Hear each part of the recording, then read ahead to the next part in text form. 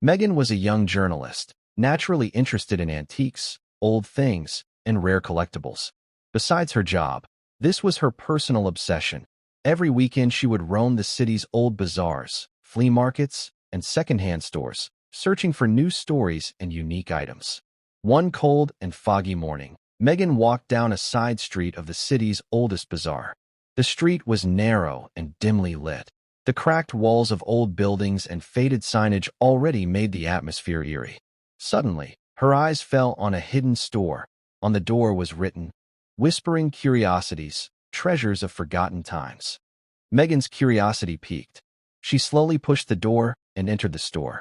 The scene inside was even more disturbing. Dust had settled on every surface, and weak yellow lighting cast weird shadows across the furniture and shelves. Each shelf was filled with bizarre antiques, old books, rusty clocks, and small trinkets. Megan stepped carefully into the store, observing everything. Then her eyes stopped at a small doll. The doll was only 12 inches tall, dressed in a Victorian-era outfit with delicate lace and faded velvet. Its face had pale skin with a soft blush, and the eyes, completely alive, seemed to stare directly at Megan. Its face had a slight smile, but something strange was there, as if a hidden intention lay behind it. Megan carefully picked up the doll. As soon as she held it, she felt a cold sensation, as if the doll's energy was connecting directly with her skin. Her first thought was, it must be just my imagination, but deep inside, an uneasy sensation was growing. In the corner of the store, an old man was sitting, the owner. He looked at Megan and said in a serious tone, "This doll knows everyone's name, and it waits.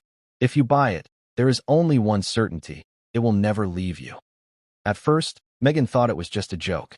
She smiled and replied, "Well, this seems interesting. It's just a toy." The owner's eyes suddenly narrowed, and he softly said, "Not every toy is just a toy, dear. Some things are alive. And this, Lilith, is the most dangerous." Megan's heartbeat accelerated, but curiosity outweighed fear. She decided to buy the doll.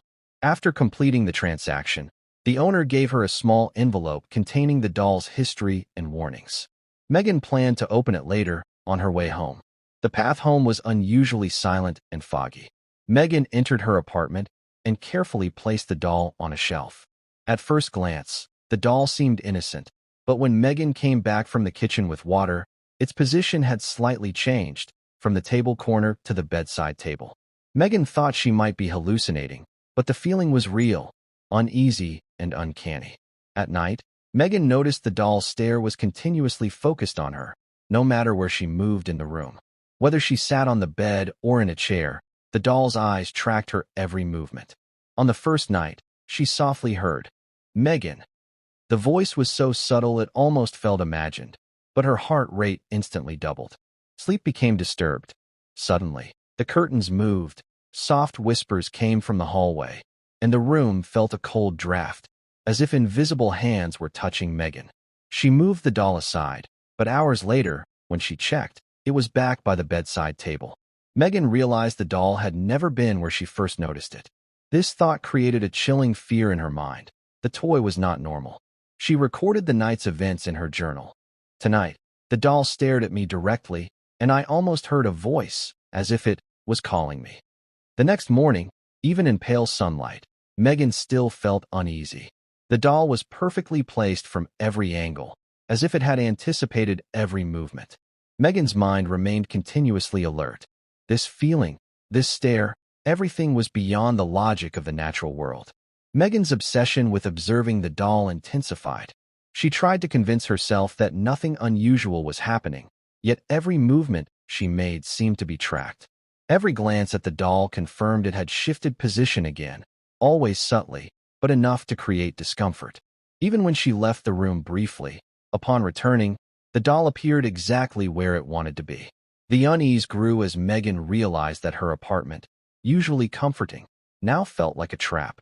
Shadows and corners seemed to move unnaturally, and the faint whispers she sometimes thought she imagined became more pronounced. Every creak of the floorboards, every soft rustle of the curtains made her jump. The presence of Lilith, the doll, dominated her perception. Despite her fear, Megan could not bring herself to put the doll away or remove it from the apartment. Something about Lilith demanded her attention, compelling her to maintain its place on the shelf and watch it as closely as it watched her. Each time she moved, the cold sensation returned, stronger, as though the doll's energy was tying itself even more tightly to her. In her journal, she wrote meticulously, "The doll seems alive. Its stare follows me continuously. Every movement, every glance that I feel its presence everywhere. Nothing I do is unnoticed. I do not know if I am imagining this or if it truly watches. But fear is real, and its intentions are unknown." By the end of the morning, Megan accepted a chilling reality. The doll was not just an object, it was a presence, aware, calculating, and entirely beyond her control. The logic of the natural world no longer applied, and she understood that her curiosity had bound her to Lilith in a way that could not be undone. As soon as Megan got home, she carefully placed the doll on the shelf, but an unsettling feeling was growing inside her, like some invisible presence was watching her. As the evening descended and the sunlight faded, the apartment's atmosphere became even more tense and eerie. Shadows played across every corner, walls reflected faint and strange patterns, and every sound seemed magnified. She had dinner and then washed the dishes. But even in the kitchen, she noticed something strange. The doll's expression seemed to shift subtly, or perhaps it was just her imagination. She tried to rationalize, thinking, "It's just my nerves, it's only a toy." By 11 p.m., Megan entered the bedroom and dimmed the lights. Sitting on the bed, she immediately felt a subtle cold draft circulating the room, though no window was open. In the corner of the bed, the doll appeared still, yet as Megan's eyes landed on it, its stare suddenly intensified. Then came the first audible whisper. "Megan." The voice was so soft at first that Megan convinced herself it must be her imagination. But as it repeated, and the vibration in the room seemed to deepen, her heart raced uncontrollably. Megan grabbed her blanket tightly and shone her flashlight at the doll. As the beam landed on its face, the once brown and innocent eyes seemed to glow with a faint red tint. Her eyes widened in shock. Fear had become real for the first time. Sitting on the bed, she noticed shadows creeping across the walls, without any visible source. The movements seemed synchronized with the doll's position, as though it were controlling them. When Megan reached toward the doll, it almost subtly tilted, as if responding to her presence. By 12:15 a.m., Megan had opened her notebook, attempting to document the events. But the moment her pen touched the paper, the whisper returned, louder this time. "Megan, I am waiting for you." Her panic escalated. She turned on her flashlight, scanning every corner, yet the doll wasn't in its previous spot. She checked under the bed. Nothing. The bedroom door creaked slowly, although it was firmly locked, and she could swear the temperature dropped dramatically. Finally, she saw it. The doll had returned to the table near the bed, and now its smile was unnaturally wider. Her heart pounded in her chest. She decided to leave the bedroom and move to the living room.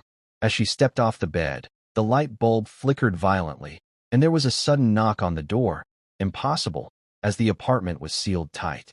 She peered into the hallway, empty. Yet somehow, the doll's stare seemed to reach from every surface in the room, following her. By 1 a.m., Megan had seated herself on the sofa, clutching her flashlight and phone. The room was filled with a low hum and whispers, constantly undulating around her. She realized something terrifying. The doll might be more than a toy. It might be some paranormal vessel, an entity capable of observing her every thought. By 1:30 a.m., the room's disturbances escalated. Soft footsteps echoed from nowhere. Faint laughter filled the air intermittently, sometimes from the hallway, sometimes the kitchen. Shadows detached from the walls, swirling around the room's center, forming faint humanoid shapes that seemed to stare directly at her. Her breathing became rapid, her body tense, adrenaline at its peak. She attempted slow, deep breaths to calm herself, but at that exact moment, all electronic devices failed simultaneously. The lights went out, the phone died, and her flashlight flickered ominously. By 3 a.m., the apartment was plunged into near-total darkness, the only visible features being the doll's glowing red eyes. Megan felt a primal terror. Its gaze seemed to implant fear directly into her mind. She realized the doll was aware of her every move, every thought, every breath. Then came the most terrifying moment. Along with the doll's smile, faint childlike voices began whispering, repeating names, first her name, then unfamiliar ones, likely previous victims.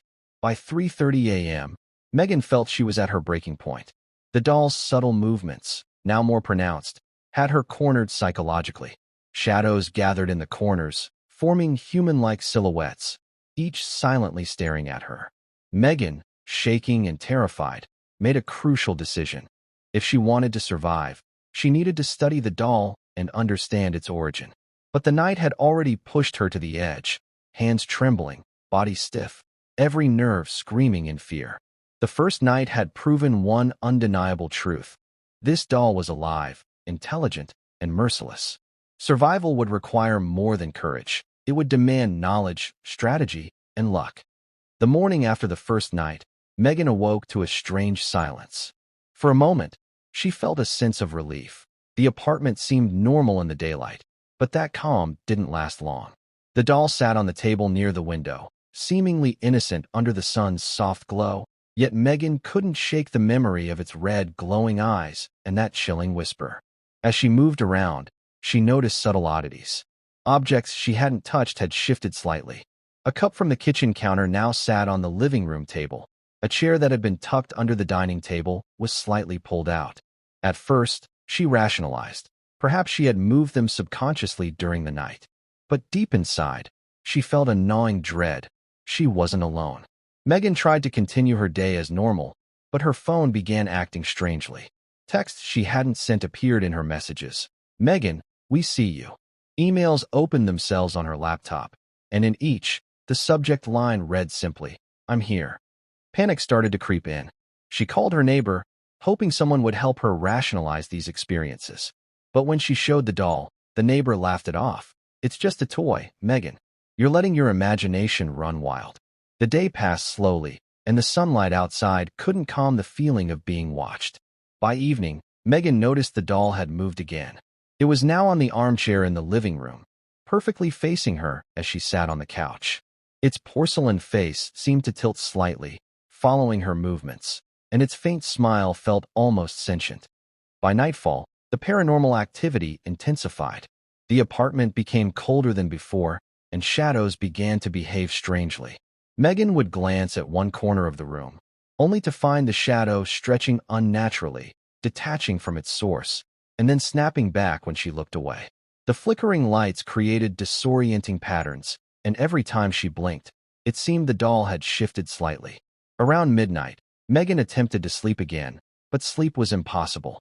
The whispers returned, this time slightly louder. "Megan, you can't hide from me." Each repetition of her name struck her like a blow. She felt eyes on her from every angle. The doll, she realized, seemed to control the very energy of the room. It wasn't merely observing.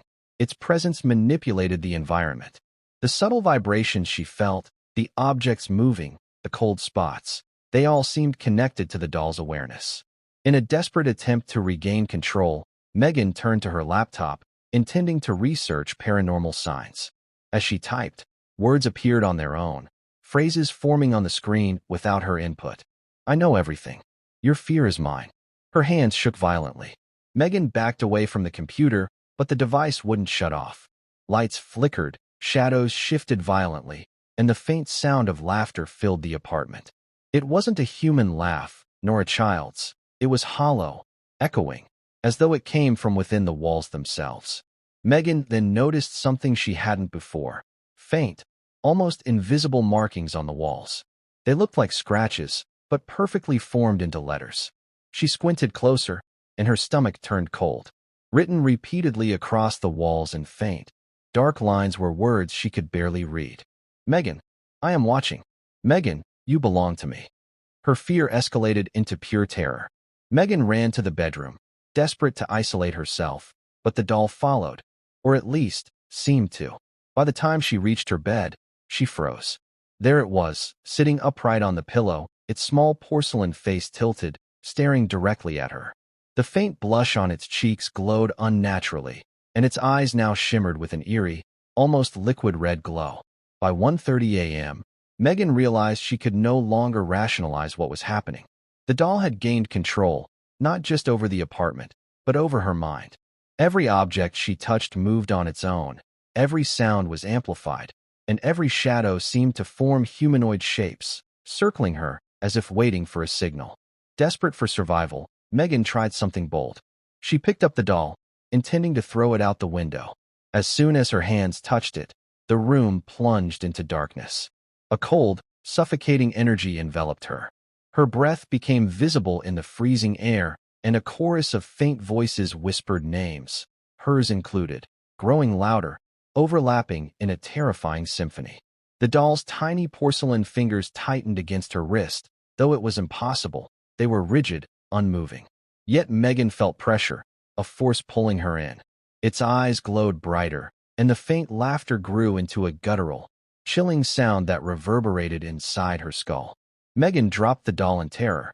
It landed upright on the floor, perfectly balanced, staring at her.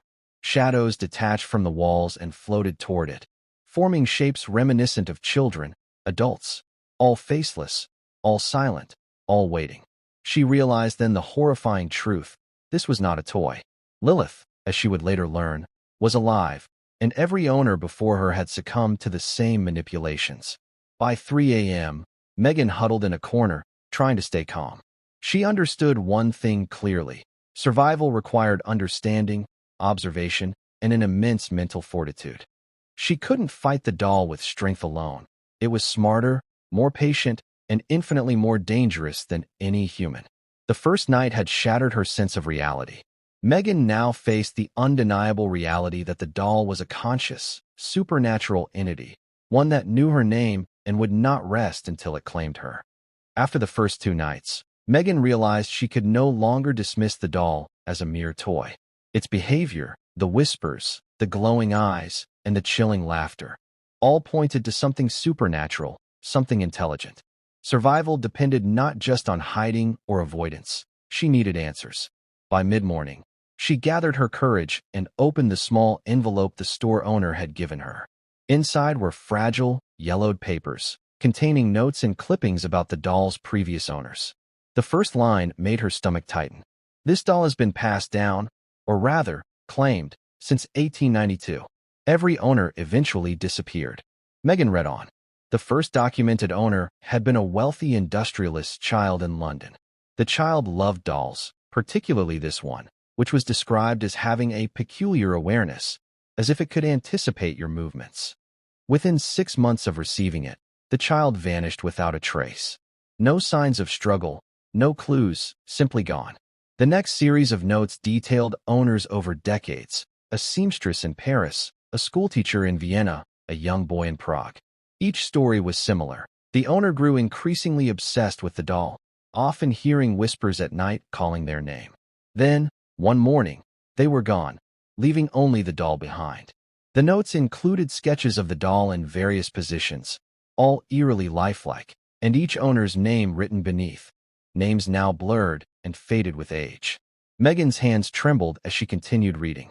The envelope also contained a short journal, written by a man in the early 1900s. He described in chilling detail what he had witnessed. It watches, it listens, and it knows your fears. I tried to destroy it. Fire, water, even blunt force. But it survives. It knows your name before you even speak it. I fear it is no toy, but a vessel of something far older, something patient and hungry. The word vessel sent shivers down Megan's spine. Could this doll be inhabited by a spirit, a demon, or some entity beyond human understanding? Every rational explanation dissolved in the face of the consistent patterns. Determined, Megan began her own research online and in libraries. Newspaper archives confirmed the disappearances, each more mysterious than the last. No witnesses ever saw anything out of the ordinary, yet the timing always correlated with the doll's presence. Local legends called it Lilith, and it was described as cursed, but official records were scant, suggesting people had been too terrified to report or investigate thoroughly. By evening, Megan had compiled a list of previous owners and their fates. One story in particular made her blood run cold. A little girl in the 1970s had reportedly screamed every night, claiming, "The doll knows my secrets," before vanishing entirely. Her family found only the doll, sitting perfectly upright, staring at the empty bed. The pattern was undeniable. The doll did more than observe, it learned. It memorized names, personalities, fears, and routines. Then, slowly, inevitably, it claimed its victim. And now, Megan realized with horror, she had already given the doll her name. As she studied the journal further, Megan discovered subtle references to the doll's abilities. It could influence the environment, create cold drafts, move objects, manipulate shadows, and even alter electronic devices. The entity feeding off fear, obsessing over its chosen target until the moment it could finally claim them. Megan's mind raced. Could she escape? Could she outsmart Lilith, as the journal's author had attempted? Each solution seemed impossible, yet doing nothing guaranteed the same fate as the doll's previous victims. Night fell. The apartment grew cold, darker than usual. The faint hum of shadows and whispers returned, growing louder and more deliberate. The doll sat on the shelf, its gaze unblinking, its smile wider than Megan remembered. Every instinct screamed at her. The creature knew she was reading about it, and it was aware of her discoveries. By 11:30 p.m., Megan decided to continue compiling information. Every scrap of evidence she gathered seemed to make the doll restless. She noticed, for the first time, a faint scratch on the doll's hand. Tiny, almost unnoticeable, but clearly fresh. It was as if Lilith had moved while she wasn't looking, leaving a subtle mark to remind her of its presence. Hours passed. Megan cross-referenced each disappearance, noting patterns. Every victim had been alone at night. Every disappearance followed intense fear, obsession, and whispers. And every time, the doll remained, a silent witness, a predator, a patient and calculating entity. By 2 a.m., Megan realized she was exhausted, yet sleep was impossible. She could feel the apartment shifting around her. Shadows stretched across the walls unnaturally, and faint whispers seemed to form sentences. Megan, why do you run? You cannot hide. Her rational mind struggled to hold on to reality. Could Lilith really know her thoughts? Could it see her panic? The evidence suggested yes. It was not just aware, it was conscious, calculating, and hungry. Megan had one clear understanding. Knowing the history of Lilith was not enough. To survive, she needed a plan. She needed to confront the doll's nature, its abilities, and its hunger. But she also realized, with a creeping chill, that time was running out. Lilith already knew her name. It already knew her fears. And it would not wait forever. The first research night ended with Megan sitting in darkness, surrounded by papers, old clippings, and sketches of previous victims. Every sound, the faint hum of the refrigerator, the shifting of shadows, the whispering laughter, reminded her of Lilith's presence. And she understood. The doll had already begun preparing for the final claim. By the fifth night, Megan's apartment had transformed into a cage. What once seemed like familiar walls now felt alien, oppressive, and alive. Every shadow seemed to watch her. Every floorboard groan was amplified into a threatening signal. Lilith had begun to escalate her influence. It started subtly. Objects she had left in one place were no longer where they should have been. The kettle from the kitchen appeared in the living room. A stack of books she had carefully arranged toppled onto the floor without any wind or disturbance. Megan tried to rationalize, telling herself it was stress or sleep deprivation, but deep down, she knew better. She wasn't imagining this. By 10 p.m., the whispers had returned, louder and more commanding. Megan, come to me. You cannot escape. The voice seemed to move with her, growing louder as she moved through the apartment. She attempted to block it with headphones, music, anything to drown it out, but the whispers pierced through. They weren't coming from the speakers or the walls. They were in her mind, invasive, inescapable. The first major escalation occurred when she went to check the living room. The doll had moved. Again, it was now sitting upright on the armrest of the couch, facing her with its unnatural red, glowing eyes. Megan froze, breath caught in her chest. She reached for it, hoping to at least contain it, but her fingers passed through the air. The doll's movement was impossible. It was almost floating slightly, a subtle sway forward as if drawn to her fear. Soon after, the room itself began reacting. The temperature dropped dramatically, so cold that her breath came out in visible mist. Shadows stretched along the walls unnaturally, twisting, curling, and forming indistinct humanoid shapes that seemed to shift and gather as she walked past them. Every corner she turned revealed new silhouettes, as if the apartment itself had become a living extension of Lilith's will. By midnight, electronics began failing. The lights flickered and went out entirely, plunging the apartment into darkness except for the red glow emanating from Lilith's eyes. Her phone buzzed violently, the screen flashing with words she hadn't typed. "You belong to me now." Every attempt to use her devices for communication was futile. The doll's influence seemed absolute. Megan's fear peaked as Lilith began manipulating objects more aggressively. Chairs slid across the floor, doors slammed on their own, and picture frames toppled from walls. The doll's laughter echoed through the apartment, soft at first, but rapidly escalating into a hollow, distorted chorus, as if multiple voices were speaking at once. At 1:30 a.m., Megan realized Lilith wasn't just terrifying her physically, she was attacking her psychologically. Hallucinations began, brief glimpses of past victims' shadows and mirrors, faint crying and screaming from empty rooms, and even seeing her own reflection shift into someone else entirely, someone pale and expressionless, staring back with the same wide, sinister smile as the doll. Desperation set in. Megan tried to flee to the bedroom for safety. As she crossed the hallway, Lilith moved with impossible speed. The doll appeared at the end of the corridor, its tiny figure upright, blocking her path. Megan's pulse raced, every logical thought fled.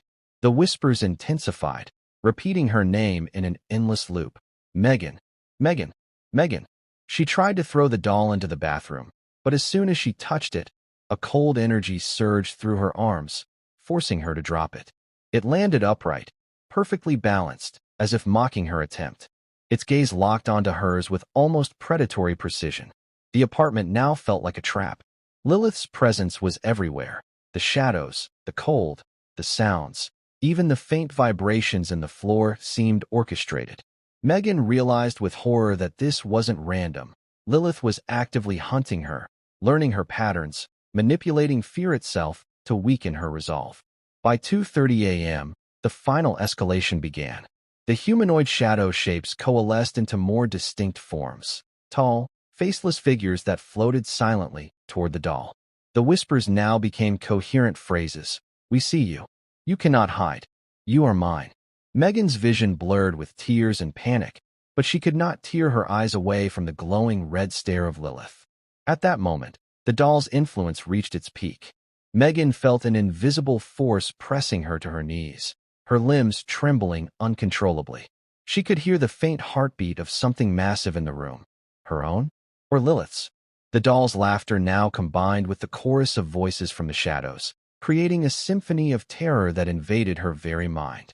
Megan realized she had only two options: surrender to the overwhelming power of Lilith, or try to understand its rules and fight back. The first option meant certain disappearance. The second required courage, focus, and knowledge she had yet to acquire.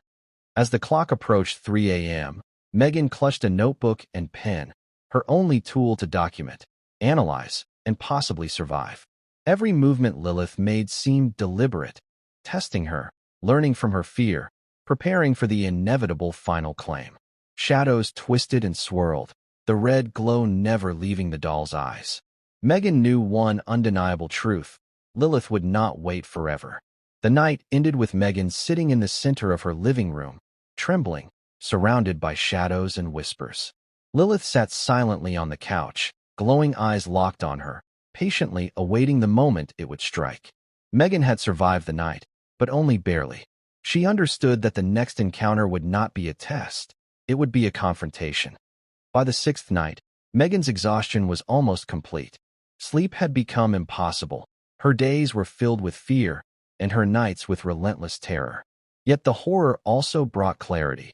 If she wanted to survive, she needed to confront the truth behind Lilith. She began her research in earnest, poring over the old notes, journals, and newspaper clippings she had collected. Each previous owner had left fragments of information, cryptic warnings, and personal accounts of terror. Megan noticed a pattern. Lilith did not simply frighten her victims. It studied them, learned their routines, weaknesses, and deepest fears, and then used that knowledge to slowly break their sanity before claiming them. The doll's origins, as far as Megan could piece together, were far older than any document suggested. Some journals hinted it had been created during the late Victorian era by an unknown artisan rumored to have dabbled in occult practices. One entry described a ritual in which a fragment of consciousness, something ancient, patient, and cruel, was bound to the doll.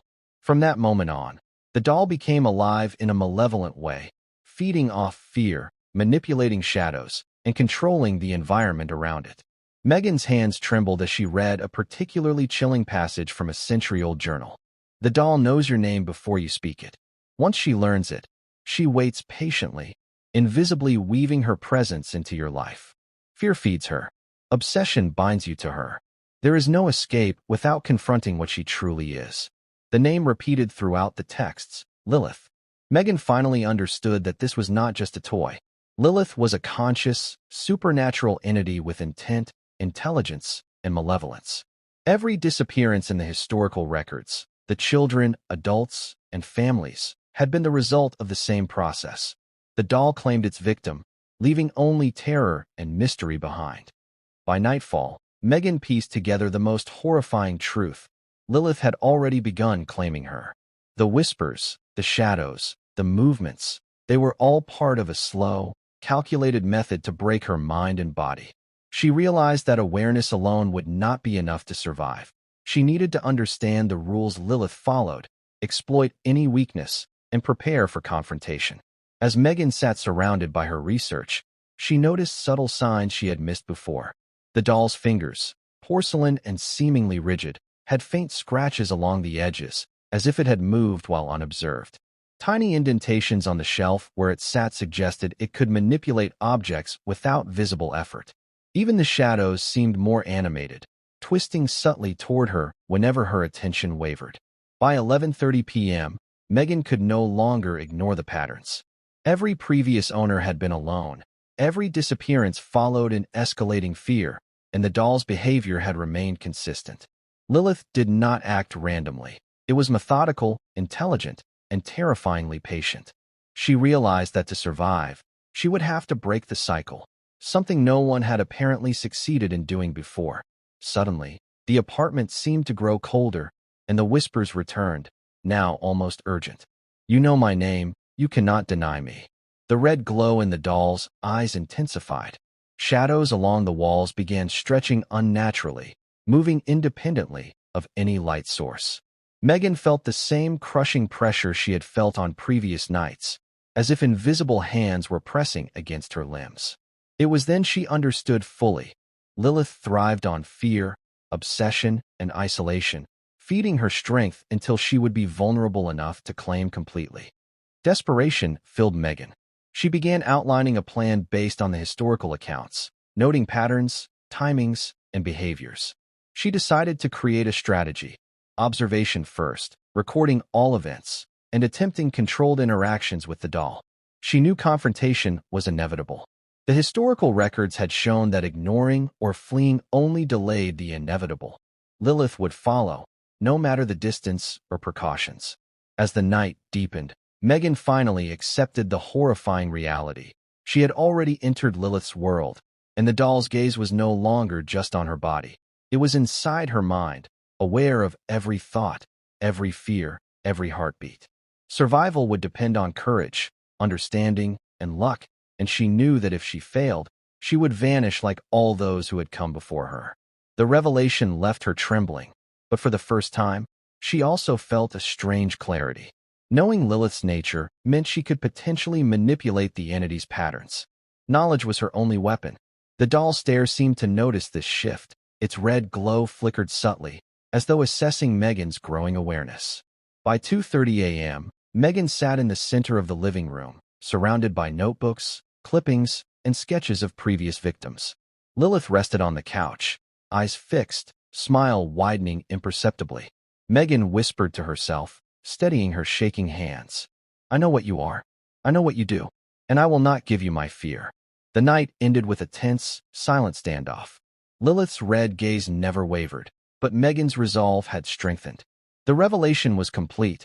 Lilith was alive, aware, patient, and deadly, but she now knew that Megan was aware too.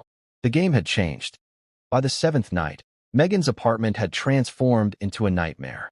The air itself felt alive, heavy with anticipation, as if the walls were breathing. Every object, every shadow, every subtle movement reminded her that Lilith was always present, watching, learning, waiting. The doll's red eyes glowed in the dim light, reflecting her own mounting fear. Megan had prepared. She had studied every previous victim's story, compiled notes, mapped the doll's patterns, and created strategies to survive. Yet nothing could prepare her for the sheer intensity of what was about to happen. As the clock approached midnight, the first signs of escalation began. Shadows detached from the walls, forming humanoid shapes that glided silently across the room. Whispers returned, first soft, then growing louder. "Megan, you cannot escape. Megan, you belong to me." The doll had moved again. Now it sat upright on the center of the living room couch, facing her with its piercing gaze. Megan could feel her chest tighten. It was as if the doll's stare reached inside her, reading every thought, every fear, every heartbeat. By 12:30 a.m., Lilith became more aggressive. Objects flew across the room. Books, cups, even furniture shifted as if guided by invisible hands. The lights flickered violently, plunging the apartment into darkness and then briefly illuminating the room in eerie red glows. The shadows now seemed alive, twisting, writhing, forming grotesque shapes, each one silently staring at Megan. She tried to grab the doll, to contain it, but as soon as her fingers touched its porcelain hand, a cold, suffocating force surged through her arms. Her muscles stiffened, her breath caught in her throat. The doll landed perfectly upright again, as if mocking her attempt. Its laughter, soft, high-pitched, and then quickly deepening into a guttural, echoing chorus, filled the apartment, reverberating inside her skull. By 1:30 a.m., Megan realized that Lilith had fully enveloped her reality. Every shadow, every cold draft, every flicker of light was now part of the doll's control. Even her thoughts were intruded upon. She could feel it, almost like the entity was whispering inside her mind, analyzing her fear, feeding on her terror. She backed into a corner, clutching her notebooks and papers. Her only hope was to remain calm, observe, and plan a confrontation. But Lilith was relentless. Shadows formed humanoid figures, reaching for her, twisting unnaturally, while the doll's red eyes followed every twitch of her body. By 2:30 a.m., Megan attempted a desperate tactic, speaking directly to the doll. "I know your name. I know what you are. You cannot control me completely." For a moment, there was silence. The shadows froze. The doll tilted slightly, almost acknowledging her defiance, but the calm was short-lived. The apartment's temperature plummeted further. The whispers returned, now shouting in overlapping voices. "You cannot deny me. You are mine." Lilith's ultimate power manifested. The shadows moved like water, slithering across the floor, walls, and ceiling. They merged into humanoid forms that seemed to combine the faces and bodies of previous victims.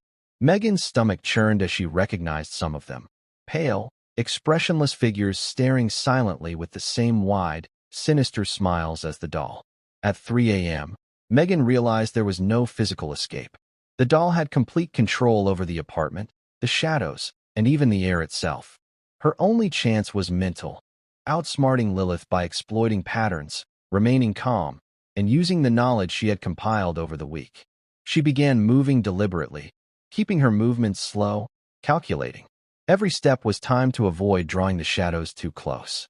She picked up a mirror from the table and angled it toward the doll, hoping that Lilith's attention on her reflection might distract it briefly. For a tense few seconds, it worked. The shadows wavered, the whispers softened. Megan used that moment to retreat toward the front door. The doll's red eyes followed her, glowing brighter, and a chilling voice whispered directly inside her mind. "You cannot leave, not yet." With shaking hands, Megan turned the doorknob. The doll suddenly leapt toward her, not physically, but as if a wave of malevolent energy surged through the room. Shadows erupted from the walls, forming a swirling vortex that pulled toward the doll.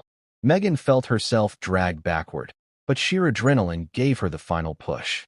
She broke through the threshold, stumbled into the hallway, and slammed the door behind her. The red glow vanished. The whispers ceased. For the first time in 7 nights, the apartment was quiet. But the relief was fleeting. On the floor near the doorway sat Lilith. Upright, perfectly balanced, its eyes now dim, but its smile wider than ever. Megan knew one undeniable truth. She had survived, but only temporarily. Lilith was patient. It could wait. And when it returned, it would continue its hunt. The first rays of dawn barely reached Megan as she collapsed on the hallway floor outside her apartment. Her heart pounded violently, her body trembling uncontrollably, and her mind replayed the terror of the past 7 nights. She had survived Lilith's ultimate assault, but the doll's presence lingered like a shadow at the edge of her consciousness. The apartment behind her was silent, eerily so, but Megan knew better than to trust the calm.